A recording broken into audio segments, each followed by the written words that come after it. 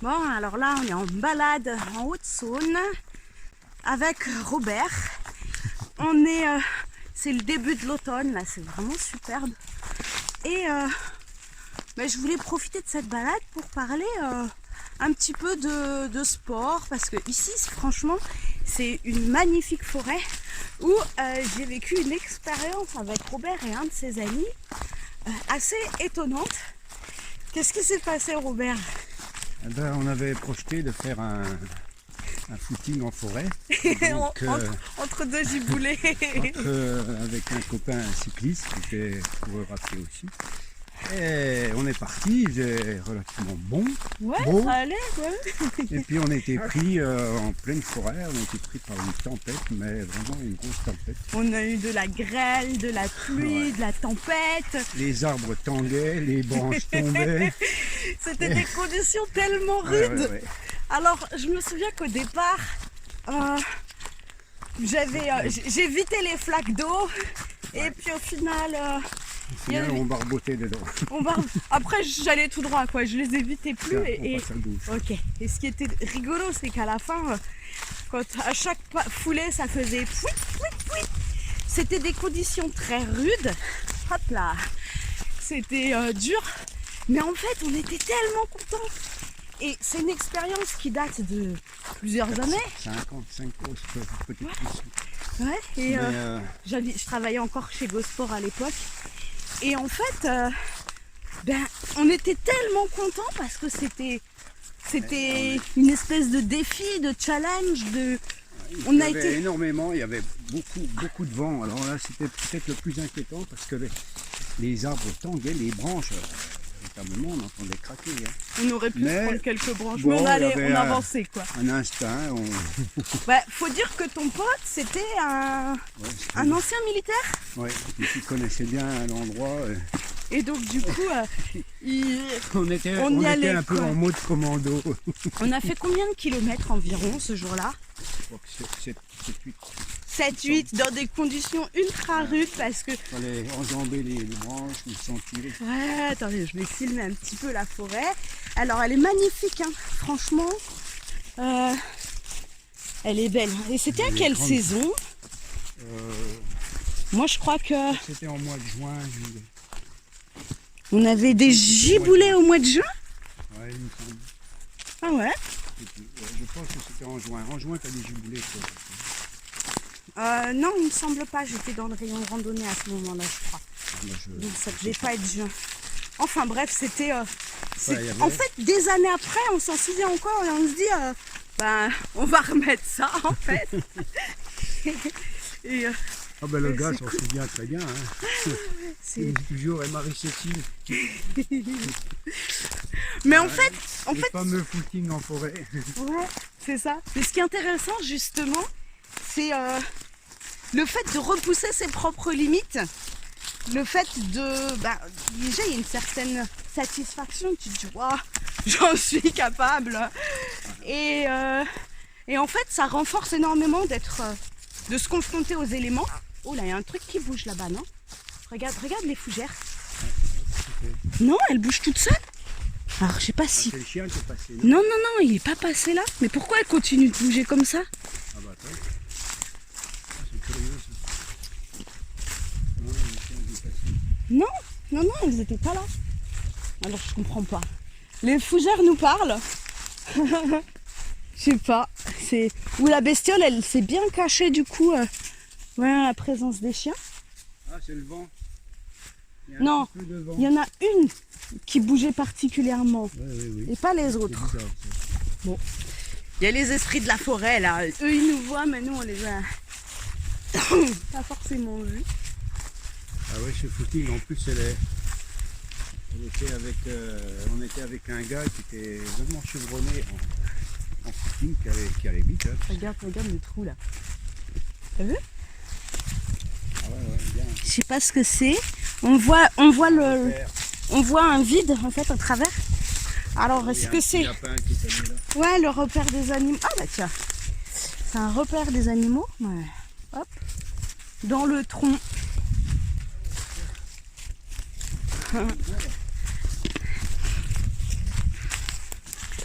oui. Bah ouais, Ils oublient de... des vieux tas de bois, bah, c'est cool parce que du coup ça permet la décomposition du bois et ça réenrichit le sol. Ouais. Il n'est pas à l'abandon. Et donc, Il n'est pas à l'abandon pour la forêt. je disais tout à l'heure, en fait, le bienfait que la forêt peut nous apporter. En plus, là, il y a les charmes de l'automne. Quand je dis charme, je parlais pas forcément des arbres, mais pourquoi pas, avec les belles couleurs. Regardez ça, c'est le début de l'automne là, et les feuilles commencent à tomber. C'est juste magnifique. C'est un jour d'automne où il fait à peine 12 degrés, je crois. Ah ouais? Aujourd'hui. Bon, quand on bouge et qu'on Avec fait de l'exercice, qu'on a eu au départ. on le ressent pas vraiment. Ouais, on a eu quelques pluies, donc on n'est pas à l'abri d'avoir une nouvelle pluie. Il y a le ciel là-bas. Ouais, le ciel, ça se voit pas trop à la caméra, mais il y a des zones où il est bien gris. Alors, là, il y avait une construction ici. T'as vu, on dirait des vestiges d'un mur. Un chemin. Alors ici, c'est une partie de la forêt qui a été plantée. Tu vois là, ils sont tous alignés les arbres. Il y a quelque chose, il y a des rochers qui délimitent. Ouais. Donc il y a un chemin. Et donc, Où nos ancêtres passaient. Tout à l'heure, j'avais écouté une émission où il disait, Le ciel là-bas. où il disait comme quoi l'air de la forêt, l'air qui est généré par les arbres et tout, ben, il nous apporte beaucoup de bienfaits, beaucoup de bien-être. Il y a des chercheurs coréens qui ont démontré ça, qui ont mesuré en fait les hormones de bien-être que ça nous procure. Je mettrai les références de l'étude en description de la vidéo. Mais c'est vraiment prouvé scientifiquement et on s'en rend compte en fait. Obi, tu viens ici. Alors l'autre jour, tu sais ce que j'ai trouvé dans un pré juste à côté de chez moi? J'ai trouvé des vesses de loup géantes. Ça se mange. Elfie, viens. Elles sont énormes. Je te montrerai les photos. Elles sont vraiment énormes et franchement, c'est super bon en plus. Ah, oui. Tu les cuisines en escalope là. Ou hop là. Michel, Donc, il y aura des averses en fin de soirée. Ouais. Il y aura des averses en fin de soirée. Là. Tu penses en fin de soirée? Voilà. Ah oui, mais là-bas, il y a de la pluie un peu plus loin là. Ouais, en fait, les chiens? il va y avoir un chemin là. Ouais, c'est fort possible. Et donc là, on voit bien que la forêt, elle est moins... Enfin, elle est plus jeune. C'est des charmes. C'est une forêt de charme, justement. Et voilà, on reconnaît le charme à ses feuilles. C'est une forêt de charme qui a été plantée. Et elle n'est pas aussi diversifiée et riche que l'autre partie de la forêt qui est naturelle. Waouh! Et là, tu vois la lumière en bas, quand tu vois les vaches, c'est super éclairé. Les vaches, les limousines et des Montbéliardes. Alors, les limousines, c'est... À droite. Je vois... Ah oui, les limousines, c'est les marrons là-bas. Ouais. Hop. Et les Montbéliardes, c'est les blanches et marrons. Voilà. Et plus loin, on pourrait voir, mais c'est assez loin, il y a des salers. Elles sont comment, les salers? Avec les grandes cornes. Elles sont grises, non? Non, ils sont comme les mêmes couleurs que les limousines. Ok. Mais alors, elles gardent leurs cornes et tu verrais les cornes, tu aurais un guidon de vélo. Je précise que Robert, c'est un féru de vélo. Il traverse la France. T'as fait combien de kilomètres cet été? En combien de temps? Cet été, 2912. Et l'année dernière, 3700. En combien de temps? Oh, en moins d'un mois. Attends, 26 jours. ça fait combien par jour de kilomètres? L'année dernière, j'étais à 130 par jour. Et cette année, j'étais un peu moins parce que je me suis fait mal au cervical. Il a 70 ans et il nous fait du 3000 km à vélo en un mois, normal. Alors, tu vas nous expliquer un petit peu tes secrets, Robert. Alors, mes secrets, c'est du vélo souvent, et puis bien dormir, surtout bien manger. Ouais. Alors là, l'alimentation, c'est très très important. Et Ah moi, ouais, je c'est suis clair. un fanat de jus. Alors, Donc, quand je j'ai me connu fais Robert, énormément de jus, carottes. quand j'ai connu Robert, alors moi je travaillais dans un magasin de sport et lui, il allait chercher les barres protéinées, etc. Et peu de temps après qu'on se soit rencontrés, on a commencé à expérimenter les jus. Et Ouais, j'ai acheté un extracteur. t'as tout de suite. perdu quelques kilos. Ouais, j'ai pris. Tu les as repris? Ouais, depuis mon voyage. Depuis, Ah oui, parce que t'as été blessé le un retour de moment. mon voyage, j'ai mangé. Enfin, Ouais, mais c'est pas forcément du ventre que t'as pris, c'est plutôt du muscle, non? Ok. oui, donc j'ai acheté un extracteur de jus et j'en fais pratiquement tous les jours. Alors maintenant, quand tu pars faire du vélo avec tes amis du vélo, qu'est-ce qui a changé? Ce qui a changé, c'est que déjà j'ai plus de crampes, je n'ai plus de crampes du tout. Ouais. Avant, j'étais sujet aux crampes et je transpirais énormément. Mais t'as Donc changé maintenant, avec aussi, l'apport des- maintenant à la place des barres protéinées, t'emmènes des Ah ouais, mais j'en carottes. prends plus. Je prends plus de barres protéinées. Moi c'est pour ça que j'ai arrêté de travailler dans les magasins de sport, parce qu'il y a des choses sur lesquelles je n'adhérais plus du tout. C'est plutôt du commercial et du marketing, quoi. Et je me souviens que j'avais des clients qui me demandaient: vous me conseillez celle-là ou celle-là? Au bout d'un moment, je pouvais plus mentir. Je disais: ça fait quoi? Moi je vous conseille Bon, ni parfois- l'une ni l'autre. J'ai parfois dans ma poche arrière une carotte et ça fait sourire tous mes copains. Ah, des fois ils se moquent de toi. Mais les jus, non, les jus carottes, orange, gingembre, betterave rouge, c'est extra. Tu te souviens d'un super jus qu'on s'était fait une fois? C'était, attends, il y avait betterave, pamplemousse. Ouais, pamplemousse on avait fait. Il y avait quoi d'autre? Et puis carotte, parce que la carotte c'est à la base. C'est Moi, la je mets base, beaucoup ouais. de carottes. Oh là là, Mon, mais euh, non, il y avait du basilic. il y avait Ah pas oui, du du basilic. basilic. Il était mémorable, mais je suis pas sûre qu'il y avait de la Et carotte. ortie, Hein. ortie aussi. Mais ça, Avant c'était mon un périple autre. d'ailleurs, un mois avant mon périple, tous les jours je fais carottes, orange, ortie. Ouais. Et l'ortie c'est un anti-inflammatoire, c'est extraordinaire pour ça. Donc pas de crampes, Vous voyez, pas de crampes et puis 70 ans, il a la je peux forme. hein, rouler, Robert. je peux rouler toute une journée. D'ailleurs je vais chez ma fille à Caen, mais je passe une fois, je suis passé par Genève. Et l'année dernière, je suis passé par Rotterdam. C'est pas un crochet quand même pour aller jusque quand depuis, Si. depuis Langres. Un beau crochet. Mais bon, c'est bien. Non, c'est cool, c'est cool. Et Ça permet donc, de rencontrer plein de gens. Et puis- ouais. Mais je pense que la diététique est très très importante quand on veut Bah, faire des longues distances comme ça. Bah ouais, l'hygiène de vie. Parce que du coup, tu as des camarades de vélo qui n'ont pas les mêmes conditions que toi. Ouais, c'est pas la même approche du vélo aussi. Ok. Moi je dis, je fais du vélo autrement. Mm. Donc j'adore les voyages à vélo, visiter la France et puis même les pays d'Europe aussi. Hein. Ouais. Bah tu sais quoi, un jour, j'avais pensé à toi parce que j'étais au travail, ça fait quelques années, hein, mais j'avais été au travail. Un trajet que je faisais tous les jours en Ah, je me voiture. souviens. Et en fait, j'ai pensé à toi parce que ce jour-là, j'ai pas pu utiliser la voiture. Et donc, j'avais pris le vélo. Et le fait d'y passer plus lentement, pourtant un trajet que j'ai fait des milliers de fois, hein, et ben j'ai vu le paysage autrement.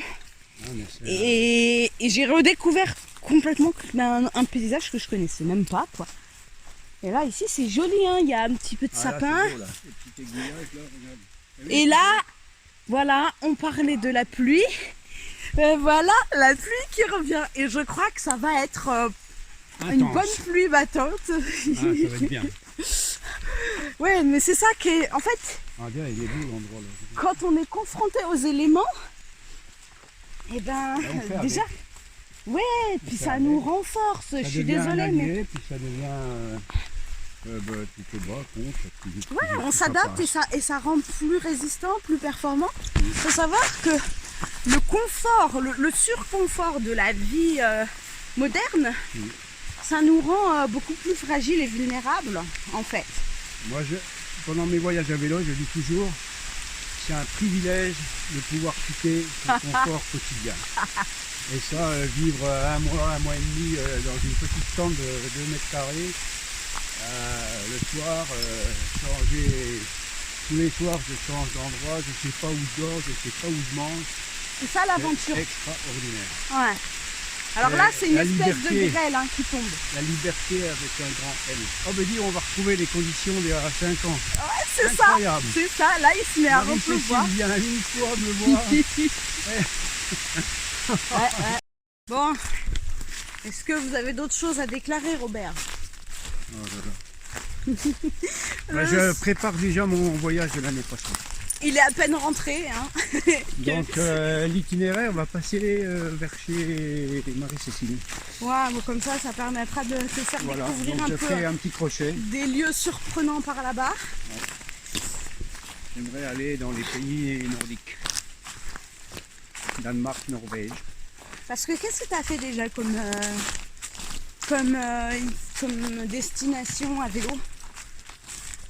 J'ai fait plusieurs fois le tour de la France, effectivement. J'ai fait en Allemagne, en Hollande l'année dernière, Belgique.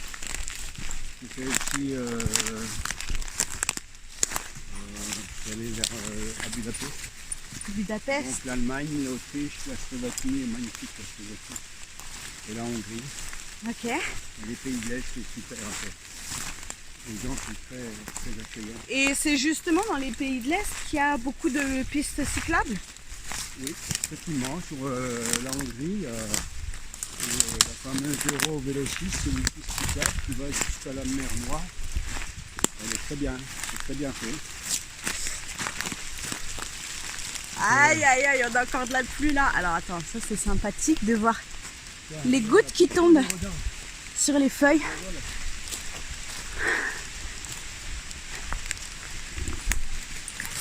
Bah là, la luminosité elle a baissé. Hein. On est sous un gros nuage. Ouais, Et regarde comme tu vois les gouttes à travers qui descendent. Attends, je vais essayer de voir si je vois un truc. Non, pas spécialement. Mais ça se rafraîchit, ouais.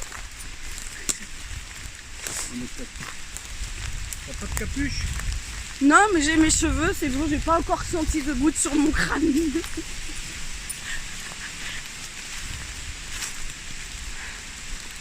Bah ça fait tellement longtemps qu'il n'y a pas eu vraiment de pluie que vraiment il y en avait besoin.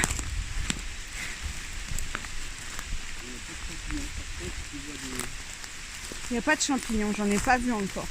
Mais peut-être qu'on n'a pas eu assez de pluie pour remettre. Là, d'ici quelques jours. Après... Ah ouais? Cool. Et puis d'ici quelques jours. On va se prendre un chevreuil. Impossible. Est-ce que tu sais où on est là dans la forêt ou à force d'avoir tourné, il va falloir qu'on aille vers la lisière? Oui, on dirigera vers la lumière. Ou alors tu regardes la souche des arbres. Dans la mousse, tu vas savoir si tu es au nord ou au sud. Là, disons que la souche des arbres, il y a de la mousse partout. si je fais le tour, il y a de la mousse partout. Alors c'est pas très... J'ai perdu le nord. Non, là il y a de la mousse vraiment partout. Il n'y a pas de distinction nette, en tout cas.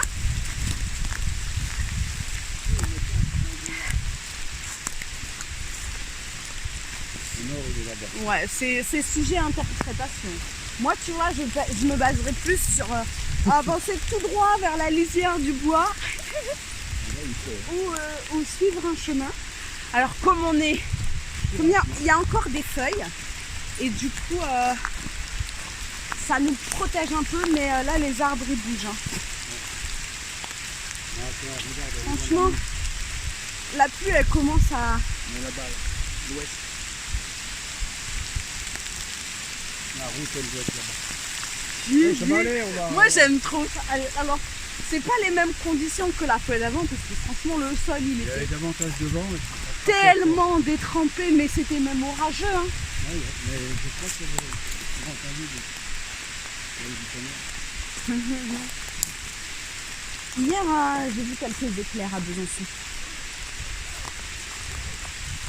Voilà l'automne. Alors avec toute cette pluie, d'ici quelques jours, il y aura sans doute des champignons. Et c'est là que je me dis, merci, les chaussures, hop là, Gore-Tex imperméabilisées. Voilà.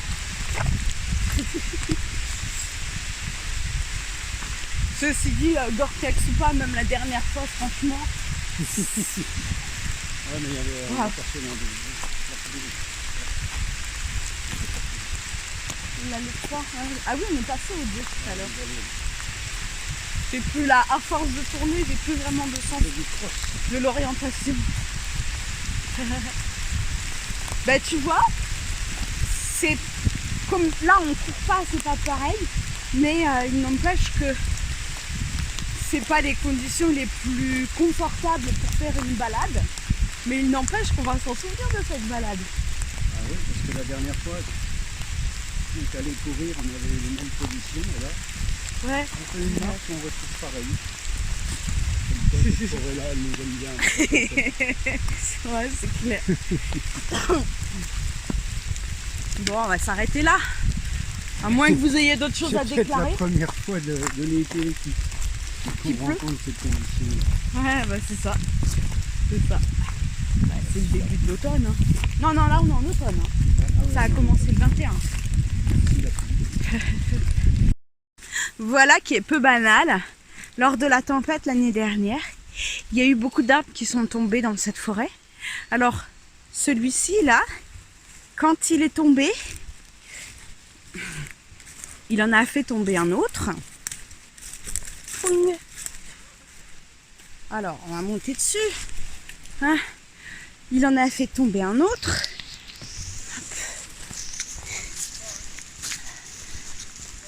Voilà. Qui en a fait tomber encore un autre. Ici, là. Voilà.